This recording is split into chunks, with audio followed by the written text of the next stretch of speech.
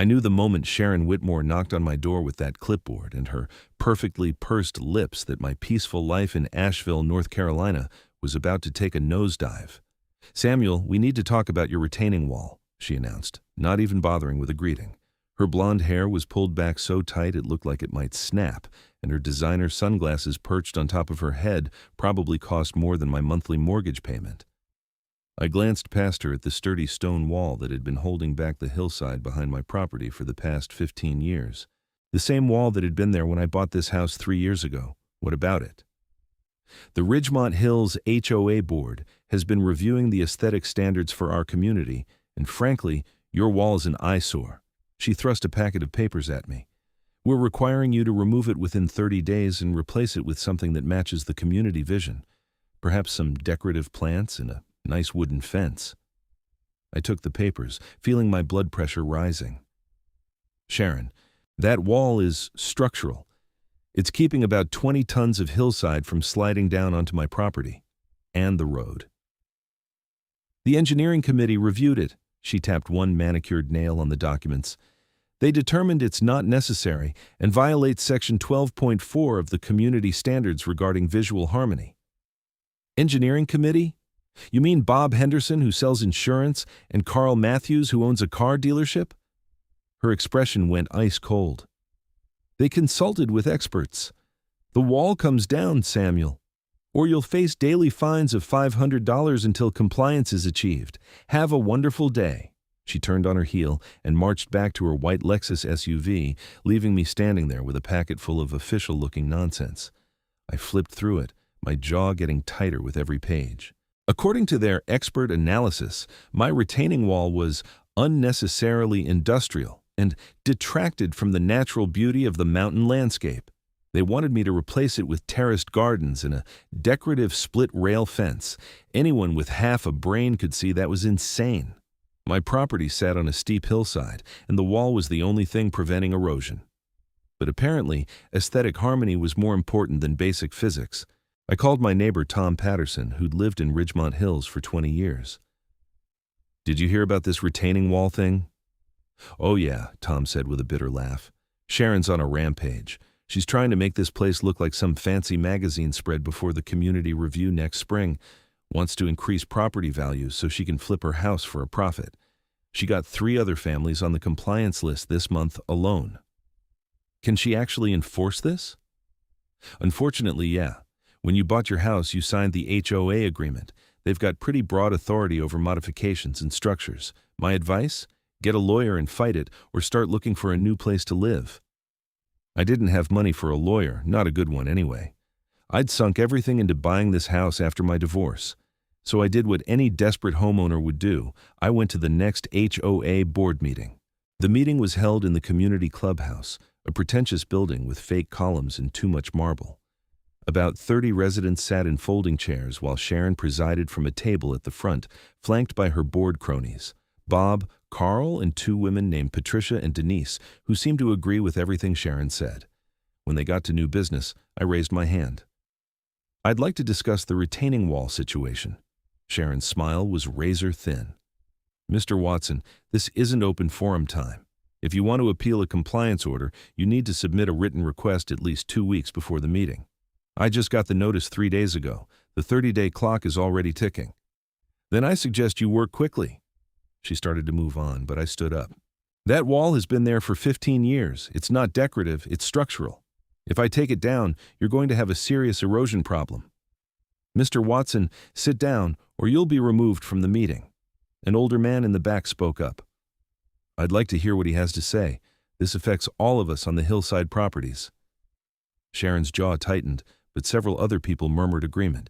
She made a show of checking her watch. "Fine, 5 minutes." I walked to the front, my hands shaking slightly. Public speaking wasn't my thing, but this was my home on the line.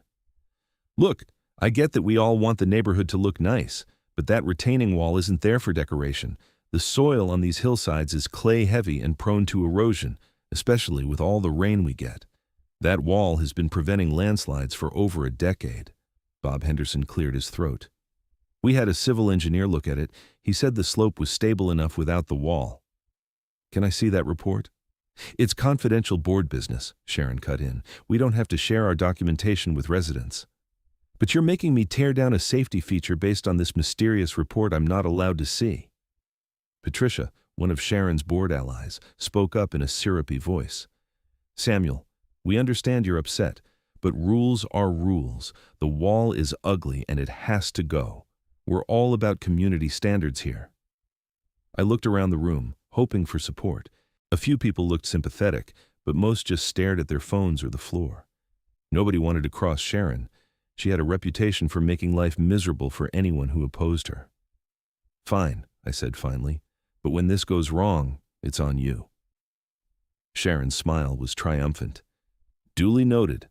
30 days, Mr. Watson. The clock is ticking. I spent the next 2 weeks trying to fight it. I called every lawyer in Asheville, but the retainer fees were astronomical. I contacted the county engineering department, but they said HOA matters were civil issues outside their jurisdiction unless there was an imminent safety threat. I even tried to gather signatures from neighbors to override the board decision, but Sharon had everyone too intimidated.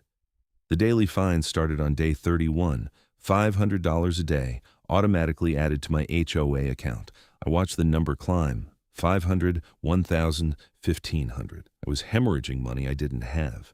On day 38, I got a notice that they were putting a lien on my house. That night, I sat at my kitchen table with a glass of whiskey and stared at the wall through my back window. It was solid, well-built, with proper drainage. Removing it felt like architectural vandalism. But I couldn't afford to fight anymore. I hired a demolition crew. It took them 3 days to tear down the retaining wall, and every sledgehammer blow felt personal. The workers kept asking if I was sure about this, and I had to explain it wasn't my choice. They thought I was crazy. Once the wall was gone, I did what the HOA ordered. I terraced the slope with railroad ties and planted decorative grasses. I installed a split rail fence that wouldn't stop a determined toddler, let alone tons of sliding earth. The whole thing looked pretty, I had to admit, very rustic and natural. It also felt like building a sandcastle below the tide line. Sharon came by to inspect, bringing the entire board with her. She walked around, took photos, and finally gave me an approving nod. Much better. See how nice things can look when we all follow the guidelines? Yeah, it's real pretty, I muttered. Your fines are suspended, and we'll consider this matter closed. Congratulations on your compliance, Samuel. They left in a convoy of expensive SUVs, probably off to harass some other poor homeowner about their mailbox color or fence height. Fall came to the mountains with its usual gorgeous display of colors, and I tried to forget about the whole mess. The terraced garden actually looked decent, and the native grasses were taking root. Maybe, just maybe, I'd been wrong to worry. Then the rain started. October in the Smoky Mountains can be wet, but that year it was relentless. It rained for 3 days straight, then cleared for 1, then rained for 5 more days. The ground became saturated, and little streams appeared on the hillside where they'd never been before. I watched nervously as water carved channels through my decorative terraces. The railroad ties shifted, just slightly at first, maybe an inch or two. I went out and tried to reinforce them, adding stakes and drainage, but the water just found new paths. The decorative grasses, pretty as they were, had shallow roots that did nothing to hold the soil. I called Sharon. We've got a problem. The hillside is unstable. I'm sure it's fine, Samuel. Stop being dramatic. I'm not being dramatic. The terraces are shifting and the soil is saturated. We need to do something before it gets worse. We removed an ugly wall, and now you have a beautiful natural landscape. Everything is working as intended. Goodbye. She hung up on me. I called the county again, but they said unless there was an immediate emergency, they couldn't intervene in HOA property matters. I documented everything with photos and videos, emailing them to the HOA board. Patricia responded with a canned message about appreciating my concerns and how they'd be taken under advisement. Nothing happened. 2 weeks later, on a Thursday night, the rain came back with a vengeance. It was the kind of downpour that turns roads into rivers and makes you question your life choices for living in the mountains. I lay in bed listening to it hammer the roof, unable to sleep. Around 2 in the morning, I heard something that made my blood run cold. A deep, wet grinding sound, like the earth itself was groaning. I ran to the back window and flipped on the exterior lights. The hillside was moving. Not quickly, but inexorably, like slow-motion footage of a glacier. The terraces collapsed one after another, and the decorative fence snapped like toothpicks. Tons of mud, rocks, and uprooted plants slid down through where my retaining wall used to be. It flowed across my backyard, taking out my shed and patio furniture. I watched in horror as the slide continued past my property line, picking up speed. It hit the road that curved below my house, Ridgemont Circle, and kept going. The mud was at least 4 feet deep in places, completely burying the road. It slammed into the properties on the other side, flooding yards and slamming into foundations. Car alarms started going off. Lights came on in houses up and down the street. I grabbed my phone and called 911. There's been a mudslide on Ridgemont Circle in the Ridgemont Hills development. Multiple properties affected. Within 20 minutes, emergency vehicles arrived, their lights strobing through the rain. Fire trucks, police cars, and eventually a rescue unit. They couldn't get up Ridgemont Circle because it was buried, so they had to come in through the upper access road. I threw on a raincoat and went outside. A police officer stopped me at the edge of my yard. "Sir, you need to stay back. Is this your property?" "Yes." The hillside gave way. I tried to warn them this would happen. His expression was grim. "Anyone hurt that you know of?" "I don't know. It just happened." Neighbors were emerging from their houses in various states of panic and underdress. I saw Tom Patterson standing in his doorway, staring at the river of mud that had flowed past his driveway. The Hendersons' mailbox was completely buried. The Martinez family's car was knocked sideways into their yard. The fire chief arrived and immediately started coordinating. They went door to door, making sure everyone was safe. Miraculously, no one was injured, though 3 families had significant property damage, and 1 elderly couple had to be evacuated when mud started seeping into their basement. As dawn broke, the full extent of the damage became clear. Ridgemont Circle was impassable for at least a quarter mile. The mud had destroyed landscaping, damaged foundations, totaled 2 cars, and turned the pretty curved road into something resembling a war zone. Sharon arrived around 7 in the morning, picking her way through the mud in designer rain boots that were completely inappropriate for the task. She took one look at the devastation and turned to me with fury in her eyes. "What did you do?" I stared at her in disbelief. "What did I do?" "I had a retaining wall that prevented exactly this, and you made me tear it down." "You must have done something wrong with the terracing. You sabotaged it." "Are you insane? I followed your specifications exactly. I have documentation. This is what happens when you ignore basic engineering for aesthetics." A county engineer showed up around 9, brought in by the emergency services to assess the situation. He was a weathered guy named Frank Dodson who'd clearly seen this kind of thing before. He walked the entire slide area, taking measurements and photos, asking questions. When he got to me, his first question was direct. "Did you have a retaining wall here?" "Yes, sir, for 15 years before I bought the place. The HOA made me remove it." His eyebrows went up. "Made you? Why?" I showed him all the documentation on my phone, the original compliance order, the emails, the photos of the wall before and after. He read through everything, his expression getting darker. "This wall was structurally sound?" "Completely. Proper drainage, good foundation, well maintained." He turned to Sharon, who was hovering nearby. "Madam, are you on the HOA board?" "I'm the president," she said with her chin up like it was a badge of honor. "Did you order the removal of a structural retaining wall and replacement with decorative terracing?" "We were enforcing community aesthetic standards. We had an engineering report that said the wall wasn't necessary." "I'd like to see that report." Sharon's confident expression flickered. "It's confidential board business." "Madam, this is a county safety investigation. You can either produce that report or I can get the county attorney involved. Your choice." 20 minutes later, after some frantic phone calls, Bob Henderson arrived with a folder. The engineering report turned out to be a 2-page letter from a residential contractor named Gary Collins, who'd walked the property once and declared the slope probably stable. Frank read it, and his jaw muscles twitched.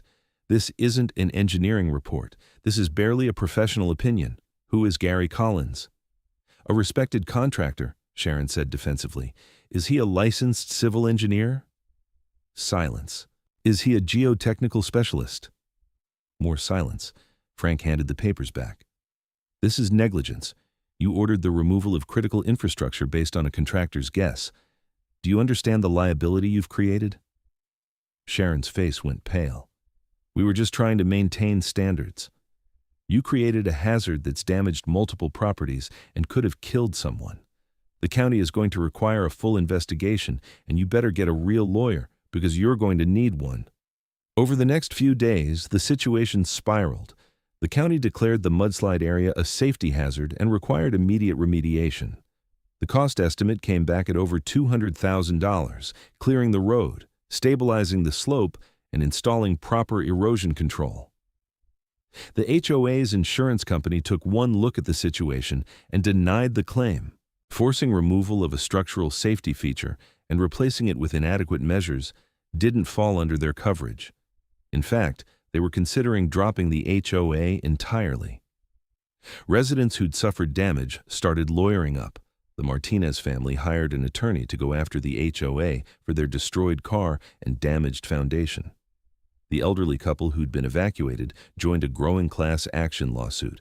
Even Tom Patterson, who'd tried to stay neutral, got involved when he realized the reduced property values were going to affect everyone. I hired my own lawyer, a sharp woman named Margaret Lewis, who specialized in HOA disputes. She took one look at my documentation and actually laughed. This is the most clear-cut case of HOA negligence I've seen in 10 years, she said. They're in serious trouble. Can I get my retaining wall back? Oh, you can get a lot more than that. File a cross-complaint against the HOA for the cost of removal, the fines they charged you, the cost of rebuilding, and damages. We'll also go after them for emotional distress and punitive damages. This was willful negligence. The emergency HOA meeting was packed. Every resident who could attend showed up, and the mood was hostile. Sharon tried to maintain control, but people were shouting before she even called the meeting to order. My car is totaled because of your incompetence. Our insurance rates are going through the roof. Who's paying for this cleanup? Sharon banged her gavel. Everyone calm down. We're handling the situation. How? Someone yelled. By making it worse? Margaret stood up. I'm Margaret Lewis, representing Samuel Watson and 14 other families affected by this disaster. The HOA board acted with gross negligence in ordering the removal of a structural retaining wall. My clients are filing suit for damages and will be seeking removal of the entire board for breach of fiduciary duty. The room erupted in cheers and angry shouting. Sharon's face turned red. You can't just remove the board. Actually, we can, Margaret said calmly. Under North Carolina HOA law, residents can call for a special election to remove board members for cause, and you've given us plenty of cause. We already have signatures from 60% of residents. Patricia stood up, wringing her hands. We were just trying to help. We thought the wall was ugly. You thought wrong, someone shouted, and now we're all paying for it. The meeting dissolved into chaos. Bob and Carl resigned on the spot, not wanting any part of the coming legal battle. Denise started crying. Sharon refused to resign, insisting she'd done nothing wrong, but the vote was called anyway. By a margin of 87-3, Sharon Whitmore was removed as HOA president. Patricia and Denise were also voted out. An interim board was appointed, headed by Tom Patterson, with a mandate to clean up the mess. But the legal problems were just beginning. The county hit the HOA with multiple citations and fines for the safety violations. The cleanup costs kept climbing as engineers discovered the slide had destabilized a larger area than initially thought. The total bill approached $300,000. The HOA didn't have that kind of money. The reserve fund had about $40,000, which Sharon had been planning to spend on decorative entrance gates. Emergency assessments were proposed, but residents revolted. Why should they pay for the board's stupidity? That's when the lawsuits really started flying. My case against the HOA was joined by 17 other families. The total damages being sought exceeded $1 million. The HOA's remaining insurance wouldn't cover it, and the organization itself was facing bankruptcy. Sharon hired her own lawyer and tried to argue she'd been acting in good faith, following proper procedures. But the paper trail destroyed that defense. Margaret produced emails where Sharon had dismissed safety concerns, ignored expert warnings I'd sent, and pushed through the compliance order despite objections from residents. Even worse, It turned out Sharon had a conflict of interest. She'd been working with a real estate developer who wanted to buy and flip houses in Ridgemont Hills. The developer had promised her a commission on sales if she could increase property values and aesthetic appeal. The retaining wall removal was part of a larger beautification push designed to line Sharon's pockets. When that came out in depositions, the case took a criminal turn. The North Carolina Attorney General's office got involved, investigating whether Sharon had committed fraud and breach of fiduciary duty. Accepting money from a developer while making HOA decisions that benefited that developer was a serious violation. If they could prove she'd put personal profit over homeowner safety, she could face criminal charges. I watched it all unfold with a mix of satisfaction and exhaustion. My property was still a disaster. The slide had destroyed everything in my backyard, and I was living with a gaping wound in the hillside. The county had installed emergency stabilization measures, basically heavy-duty tarps and Jersey barriers, but it was ugly and temporary. Margaret assured me I'd be compensated, but litigation takes time. Meanwhile, I was out tens of thousands of dollars and living in a house that might slide down the hill in the next big storm. 6 months after the mudslide, things started to resolve. The HOA declared bankruptcy, which meant its assets would be liquidated to pay claims. The clubhouse and common areas were sold off. Each homeowner's individual policy had to cover what they could, and the rest would be fought over in bankruptcy court. My settlement came through first because of the clear causation. The HOA's bankruptcy trustee agreed to pay me $85,000, full reimbursement for the wall removal and rebuilding costs, the fines I'd paid, my legal fees, and $20,000 in damages. It wasn't everything I'd asked for, but it was fair. More importantly, I got permission and funding to rebuild my retaining wall, properly engineered this time. A real civil engineering firm designed it with proper drainage, reinforcement, and a foundation that would last decades. It cost $60,000, but it was built right. Sharon wasn't so lucky. The Attorney General filed criminal charges, fraud, breach of fiduciary duty, and criminal negligence. The developer she'd been working with flipped on her immediately, providing evidence of their arrangement in exchange for immunity. I attended the hearing when she was arraigned. She looked smaller somehow, less imperious. Her expensive clothes and perfect hair couldn't hide the fear in her eyes. The judge set bail at $50,000, which she paid, but she was looking at serious prison time. Her lawyer tried to argue she'd made honest mistakes in judgment, but the prosecution had emails, text messages, and financial records showing clear intent to profit from her position. She'd taken over $30,000 in under-the-table payments from the developer, all while making HOA decisions that benefited him. The trial took place 8 months after the mudslide. I was called to testify about the retaining wall situation. I explained everything: the compliance order, my warnings, Sharon's dismissive responses, and the inevitable disaster. The prosecutor asked me directly, "Did Mrs. Whitmore ever show concern for safety?" No. Every time I brought up engineering or erosion, she talked about aesthetics and property values. She didn't care about safety. She cared about making the neighborhood look good for her developer friend. Sharon's lawyer objected, but the judge allowed it. The evidence was overwhelming. The jury deliberated for 4 hours and came back with guilty verdicts on all counts. Sharon Whitmore was sentenced to 3 years in prison and ordered to pay restitution of $200,000 to the HOA and affected homeowners. I felt no joy watching her led away in handcuffs, just tired relief that it was over. The Ridgemont Hills HOA was completely restructured. The new board, led by Tom Patterson, implemented actual safety protocols and hired real engineers to review any structural issues. They established transparency requirements so residents could see all reports and decisions. And they amended the bylaws to prevent any board member from having financial conflicts of interest. My new retaining wall was finished in early spring, exactly 1 year after the mudslide. It was beautiful and functional, natural stone facing that looked great while hiding a reinforced concrete core that could hold back a mountain. The engineering firm had also installed comprehensive drainage systems that would prevent water buildup. I stood in my rebuilt backyard on a sunny April morning, looking at the wall with satisfaction. My shed was replaced, my patio furniture was new, and I'd even managed to plant some grass. The scars from the disaster were fading. Tom came over with a six-pack of beer. "Looks good, Sam, really good." "Thanks, should have been this way all along." "Yeah, well, we learned some expensive lessons." He handed me a beer. "New board voted to reimburse you for your trouble. Not full damages, but we're giving every affected homeowner $1,000 from what's left of the common fund. Token of apology." "I appreciate that." We stood there drinking beer and watching the mountains, the same view that had made me fall in love with this place. Despite everything, I didn't regret buying this house. It was mine, and I'd fought for it. "You hear Sharon's appealing her sentence?" Tom asked. "Yeah, I heard. Won't matter. She's guilty and everyone knows it. Still can't believe she was that stupid.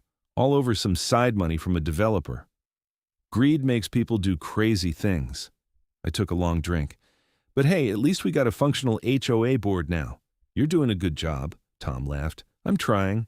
Mostly I'm just trying not to be Sharon. Low bar, but there it is." Over the next few months, life in Ridgemont Hills slowly returned to normal. The road was fully repaired, better than it had been before. Property values actually increased because buyers liked that the new HOA was competent and transparent. Several families who'd considered leaving decided to stay. I got calls from news outlets wanting to do stories about the HOA nightmare. I declined most of them, but I did one interview with a local paper to warn other homeowners about the importance of questioning HOA authority. The article went viral online, and I got emails from people across the country dealing with similar situations. One woman in Colorado said her HOA was trying to make her remove a wildfire break around her property because it looked ugly. I connected her with Margaret, who took the case and won. The HOA backed down when faced with actual legal consequences. It felt good to help people avoid the nightmare I'd gone through. Sharon's appeal was denied, and she began serving her sentence at the North Carolina Correctional Institution for Women. I heard through the grapevine that she was a model prisoner, quiet and compliant. Prison had apparently humbled her in ways the HOA presidency never did. I didn't visit her or communicate with her. We had nothing to say to each other. She'd nearly destroyed my life and endangered my neighbors over aesthetics and greed. As far as I was concerned, she could serve her full sentence in silent reflection. 2 years after the mudslide, I was sitting on my rebuilt patio on a summer evening when my phone rang. It was Margaret. "Sam, I've got news. Sharon's restitution payments are starting to come through. You're getting another $15,000. "How? I thought she was broke." "Her ex-husband agreed to pay part of it. Apparently the divorce went through, and he wanted to distance himself from her legal problems. He sold some assets and is covering a chunk of the restitution to clear his name." "Well, I'll take it. Put it towards retirement." Margaret laughed. "You've earned it. Hey, I'm writing a book about HOA law and I want to feature your case. You okay with that?" "Sure, if it helps other people." "It will. Your case is being taught in law schools now as an example of HOA negligence and board liability. You're famous in property law circles." "Great. Just what I always wanted." After we hung up, I sat there thinking about the whole journey. From that first moment, Sharon knocked on my door, to now, sitting on my patio with a solid retaining wall protecting my property. It had been hell, but I'd survived it. The mountains were turning purple in the evening light, and fireflies were starting to emerge from the trees. Somewhere down the road, kids were playing basketball in a driveway. Normal, suburban sounds that I'd learned not to take for granted. My phone buzzed with a text from Tom. "Board meeting next week, voting on new playground equipment. Your input, welcome." I smiled and texted back, "I'll be there." That was the thing about HOAs. When they worked right, they could actually improve a community. But it took vigilance, transparency, and people willing to stand up when things went wrong. I'd learned that lesson the hard way. The next spring, I was working in my yard when a young couple pulled up in a moving truck. They were looking at the house 3 doors down that had just gone on the market. I walked over to introduce myself. "Samuel Watson," I said, shaking the husband's hand. "Welcome to Ridgemont Hills." "Thanks, I'm Jason Miller. This is my wife, Amy. We're thinking about buying the Thompson place. Nice house, good neighborhood." I paused, then added, "Can I give you some advice?" "Sure. Read the HOA bylaws carefully. Go to a few board meetings before you commit. Ask questions about the reserve fund and any ongoing litigation. And if anyone ever tells you to remove a structural feature for aesthetics, get it in writing and consult an engineer. Jason laughed nervously. That's oddly specific. Yeah, well, we had some problems a few years back. It's all resolved now, but it's a good cautionary tale. The current board is solid, but HOAs can change fast. Protect yourself. Amy looked concerned. Should we be worried? No, just informed. This is a good place to live. Just go in with your eyes open. They thanked me and went to look at the house. I hoped they'd heed the warning, but people have to learn their own lessons sometimes. That evening, I was cleaning up my tools when Tom came over looking troubled. What's wrong? I asked. Got a weird letter in the mail, from Sharon. My stomach tightened. What did it say? She apologized, said prison gave her time to think about what she'd done, and she realized how badly she'd screwed up. She's sorry for the damage she caused and hopes we can forgive her someday. What are you going to do? Tom shrugged. Nothing. I mean, the apology is nice, I guess, but it doesn't undo anything. She's still a criminal who endangered people and destroyed property. A letter doesn't fix that. Did she send one to everyone? I don't know. Did you get one? I checked my mailbox. Sure enough, there was an envelope with prison return address. I opened it and read the handwritten letter. It was similar to what Tom described. Apologies, regrets, claims of personal growth. It ended with, I hope you can find it in your heart to forgive me. I never meant to cause harm. I tore it up and threw it away. She might not have meant to cause harm, but she caused it anyway. Intent didn't matter when your house was sliding down a hill or your car was buried in mud. She'd put aesthetics and personal profit over safety, and people had suffered for it. A letter from prison didn't change that. Tom watched me throw it away. Same. We didn't talk about Sharon again. Life continued in its pleasant rhythm. I dated a woman named Michelle for a while, a teacher from Asheville who thought my HOA war story was hilarious and terrifying in equal measure. It didn't work out long term, but we parted as friends. I got a promotion at work, managing a team of software developers for a tech company downtown. The extra money was nice, and I put it towards finishing my basement and updating my kitchen. Every improvement I made, I documented and submitted to the HOA board for approval.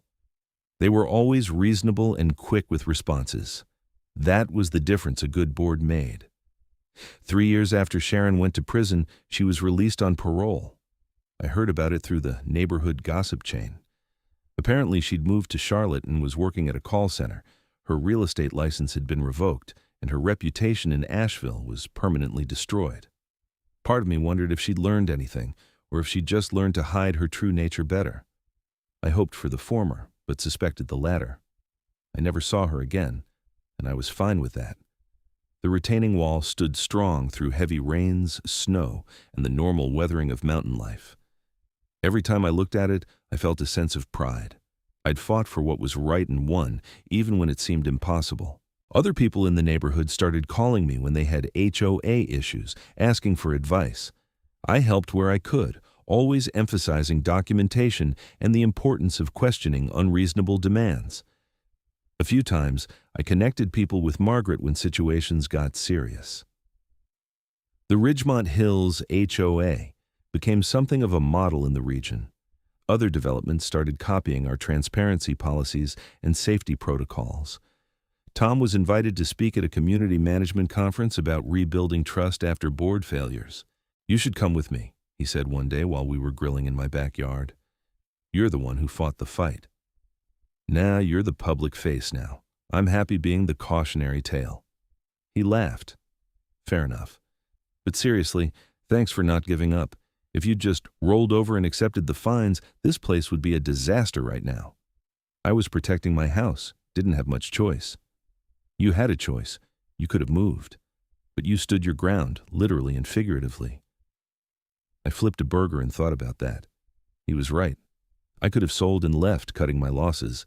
A lot of people would have, but this was my home, and I'd be damned if I was going to let some power-hungry HOA president drive me out of it. Well, I said, someone had to do it. Years passed. The mudslide became part of neighborhood lore, a story told to new residents as both warning and reassurance. Yeah, we had a disaster, but we fixed it. We learned.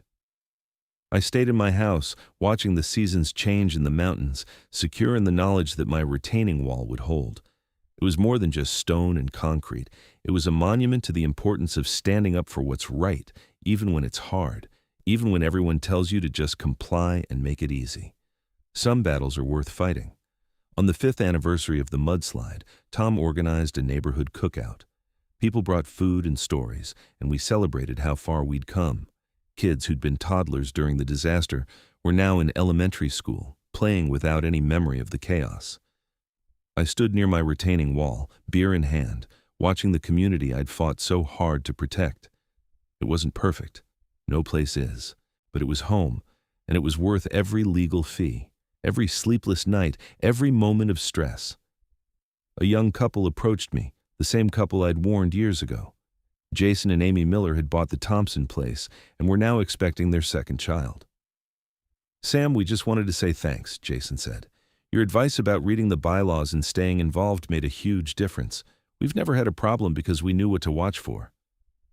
"Glad I could help," Amy smiled. "Our realtor tried to downplay the mudslide incident, but we researched it. What you did, standing up to that board, probably saved lives. Our lives, potentially. So thank you." After they walked away, I felt something I hadn't felt in a long time. Complete peace. The nightmare was truly over. Sharon was gone. The damages were paid. The walls were rebuilt. Life had moved on. I looked at the retaining wall one more time, solid and permanent, exactly as it should be. It had taken a disaster to get here, but sometimes that's what it takes to force necessary change. The sun set over the mountains, painting everything in shades of orange and gold. Somewhere in the distance, thunder rumbled, promising rain. But I wasn't worried. My wall would hold. It was built right this time by people who understood that safety and function had to come before aesthetics. Tom joined me by the wall, raising his beer. "To survival." "To survival," I echoed, clinking my bottle against his. We stood there in comfortable silence, two neighbors who'd been through hell together and come out stronger. The party continued around us, people laughing and eating, kids playing, life happening in all its messy, beautiful complexity. This was what I'd fought for. Not just a house or a wall, but a community where people could live safely and happily, where boards served residents instead of ruling them, where common sense prevailed over arbitrary rules. It had cost me years of stress, tens of thousands of dollars in legal fees, and more sleepless nights than I could count. But standing there, watching fireflies emerge as darkness fell, I knew it had been worth it. The retaining wall stood behind me, silent and strong, holding back the mountain, doing exactly what it was built to do. And I stood in front of it, equally silent, equally strong, having learned that sometimes the fight matters more than the cost. Sharon Whitmore had tried to break me with her petty tyranny and aesthetic obsessions. Instead, she'd forged me into someone stronger, someone who wouldn't back down when he knew he was right. That was her unintended gift, the lesson she never meant to teach. As the party wound down and neighbors drifted home, I stayed a while longer, just me and my wall in the mountains. The rain started, a gentle patter that would have sent the old terraces sliding. But the wall held firm, water draining properly through the engineered channels, everything working exactly as designed. I finally went inside, satisfied and at peace. Tomorrow would bring whatever it brought, but tonight I could rest knowing I'd done the right thing, fought the good fight and won against the odds. The retaining wall would stand for decades, maybe longer. And so would I, here in this house I'd defended, in this neighborhood I'd helped save.